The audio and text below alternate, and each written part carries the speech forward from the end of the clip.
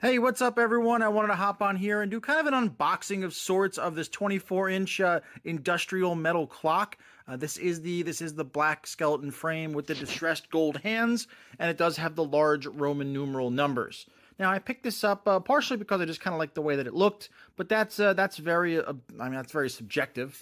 Your style and my style might be completely different. So let me kind of talk about how it's built. It seems to be built fairly well. Now, again, coming out of the box, as you can see, it has a very I don't want to call it a see-through design, but it's very again, it's a wire frame, so they have to actually conceal the movement in the back very easily. As you can see, it runs on a single AA in the back, and again, you can set it by using that little red lever there. Basically sets it there, and it is silent running. There is no second hand on it, so this is just going to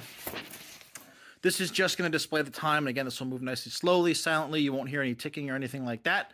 So it's overall, again, it's a good piece to any room. I do like that the rim here that they made is actually, it's fairly thick. The whole thing is metal, so it's not gonna crack like a plastic one would. It does have some weight to it.